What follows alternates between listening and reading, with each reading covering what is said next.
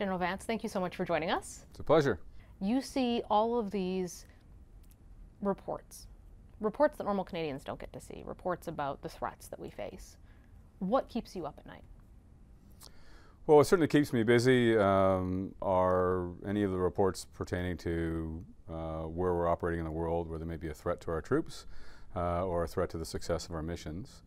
And that can range from reports of individuals or groups of individuals, armed or otherwise, that would try to harm our people, all the way through to those kind of reports that would have an impact on the success of our missions, including whether or not the missions are succeeding.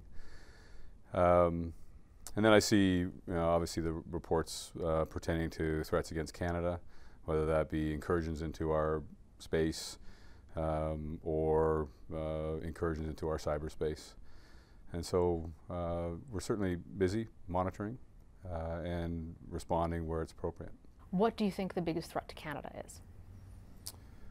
Well, I would say there are very few large military threats to Canada. There are certainly threats that are evolving right now that can reach Canada, be they missiles or threats against our cyber security, threats to our oceans and to our shores.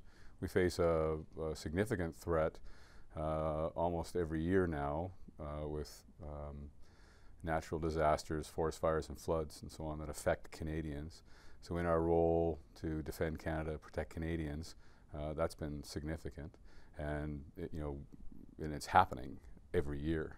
Last year was the highest number of troops we've had to have deployed to support Canadians through sort of fire and flood season. How much strain does that put on the forces? Because you have limited personnel, limited equipment, limited budgets, and now you're dealing with thousands of people deployed at home and abroad to deal with natural disasters as well as with man-made threats.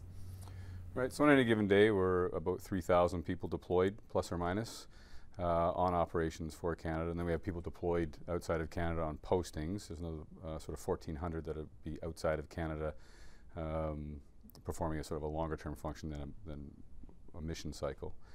And then for the responses to protect Canada and Canadians, we have standby through NORAD, which we are adequately equipped for, and we've got the people to do it. And then those emergency situations where Canadians need help as a result of floods or forest fires or anything else, those are people that are on standby immediate response units.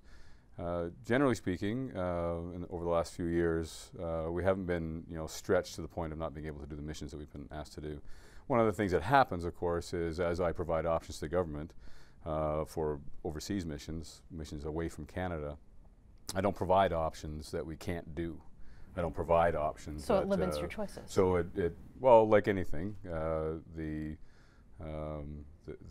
would be remiss if I didn't, give options that were feasible.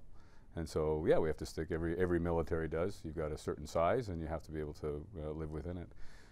Thus far, I haven't felt any restrictions based on what the government has asked us to do versus what it is that we're able to do. Will you feel those restrictions going forward if there is not an injection of people or funding? Absolutely. So that's why the defense policy has a significant injection of people and funding. We're going to grow by 3,500 people in the regular force. We're going to grow into the reserve to 30,000 and the civilian cadre as well. But you're having trouble recruiting. We're actually not having trouble recruiting. That's a bit of a myth, Mercedes.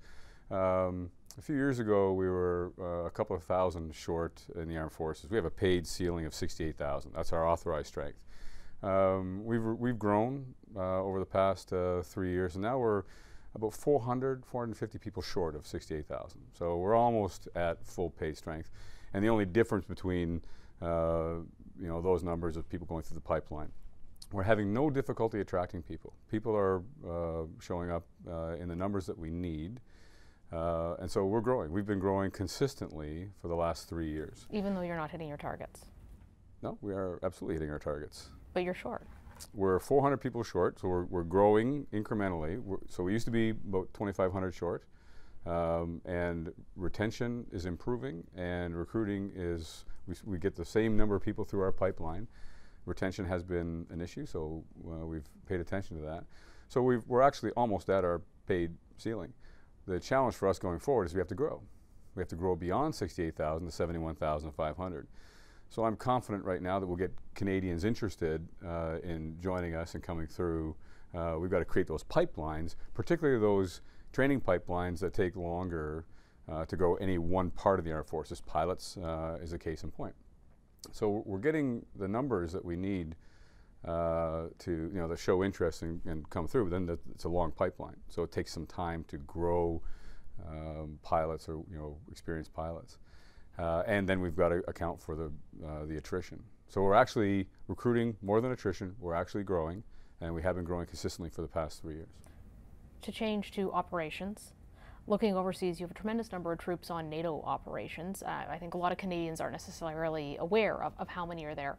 How concerned are you about the situation between Russia and Ukraine, which seems to be escalating, when there are so many Canadian troops that are in that region and could find themselves right at the front of where that conflict's taking place? Okay, well, to say NATO and Ukraine in the same sentence, we've got to be careful about that. NATO is not in Ukraine, but we are. So we have lots of troops involved in NATO operations. We've got the Enhanced Force Protection or Enhanced Forward Presence Battle Group in Latvia. We've got ships and aircraft on duty, ships consistently and aircraft episodically on duty for NATO. And then in Ukraine, about 250 people who are training the Ukrainian forces and doing a great job at that. Fantastic work. The escalation that occurred was brief and did not affect our troops. And we're not really feeling the effects of that. It's certainly an issue for Ukraine, and it does speak to the continuing troubles in that relationship, and that is being dealt with right now diplomatically and at high levels between governments. So we're not feeling any additional danger, any additional force protection requirements. That said, there's no question about it that we're in Ukraine because of what Russia has done. And as Russia continues to be provocative, be aggressive, it does, and I understand it, raise the stakes somewhat. It hasn't affected this mission, or Operation Unifier at this juncture, but it doesn't point to the peaceful and ultimate resolution of Ukraine that we'd like to see. Mali is another place where there's a significant Canadian Forces presence. You're about halfway through that mission now. How do you know if you're making a difference? Well, first and foremost, we've provided an outstanding capability in terms of the aeromedical and aviation logistics capability to that mission. On any given day, we know we've done a good job when each task, day by day, gets done and gets done expertly. Whether it's moving people, MINUSMA troops, the UN troops, civilians, logistics requirements, or conducting the aeromedical evacuation, all of which have been done extremely well. I think there's been 5 aeromed evacs thus far, and they've done a superb job. As it relates to the mission, there's very clearly the fact that we're there allows the mission to proceed. The fact that the mission has an aeromedical evacuation capability allows the mission on the ground to continue to patrol, to continue to engage the population and do the job that MINUSMA has. So we can measure our success in terms of our little part of the mission by the activity, the output, and the success of any given mission. To measure it in the context of the wider UN mission in Mali, well, we know that those forces that operate out of Gao must have aeromedical evacuation support, so they're able to function. So it's sort of binary. It's either there and it's working, and therefore they have the confidence to deploy outside and engage the population, or they don't, and they are. You're an infantry guy who likes boots on the ground. When you look at 5 aeromedical evacuations, do you think that makes a difference for the people on the ground in Mali? Well, it certainly made a big difference for the people that we evacuated in those 5 missions. But for the broader population? Well, we're there to the aeromedical evacuation is to support the peacekeepers that are there. We'll support others as well, depending on the call. Yes, I think it does. The fact that there's been a lower casualty rate and the fact that we haven't had to do medical evacuations is not really a good measure. If your emergency room in your city is not being used because there's no car accidents, then good. No car accidents is a good sign. I think the mission right now is principally affected by the nature of the peace process and the political work that the government of Mali must do in concert with the groups that they must include inside that peace process. That would, I think, would be the main effort. The UN is there to set conditions to stabilize so that the political process has a chance to succeed. We're also in Iraq, a NATO mission. You were in Afghanistan. The West pulled out of Afghanistan. It's in chaos again. There's tremendous violence. Are you worried the same thing will happen with Iraq? Well, I'm not right now, because I think we continue to stick to it, particularly with the emergence of the new NATO mission.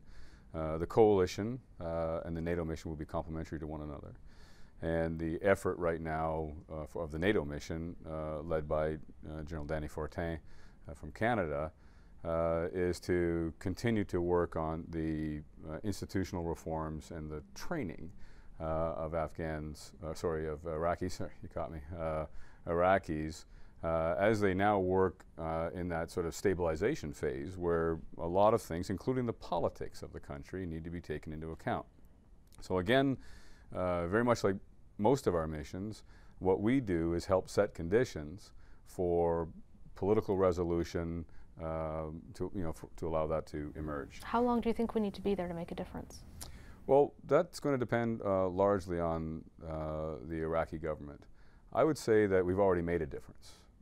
Daesh was unable to unseat the government. Daesh was unable to progress beyond where they got to, and then they've been rolled up, and they continue to be a threat, but a much reduced threat. So there has been some significant progress, but mostly in that military realm. Now the attention has to turn to that sort of whole of government approach, of which Canada is a part of, that seeks to reestablish, that political, economic, and social fabric of this country so that they can function. The military is there to ensure that that sector, the military sector, the armed forces of Iraq, are competent and capable of doing the job that their country needs them to do. How many people do we have there, and why are we in Iraq? Well, right now we have authorities up to 850 people to do with Operation Impact, and on any given day that number fluctuates. I'd say today we're about 700. We're there. We were there. The first part of why we were there was to help eliminate the threat of Daesh, to destroy Daesh's ability to continue to function. The mission then changed, where we then maintained focus, a renewed focus with an awful lot more people on the ground to help the Kurds and then ultimately Iraqis deal with what they had to deal with, which was Daesh, and to try and eliminate Daesh from their country. So we went to a train, advise, and assist mode. That's been extremely successful, and we were instrumental in Mosul. Now I would say we're a partner in the stabilization phase, where there continue to be Daesh elements that either want to reemerge or have existed from before, and we're helping identify where those are and help the Iraqis deal with it. And we're going to do the professional training of Iraqi security forces in a couple of different locations. So it's a holistic approach that defies easy definition of win-loss. We're going to have to work for this over time. General Vance, thank you so much for your time today. Okay, Mercedes, pleasure.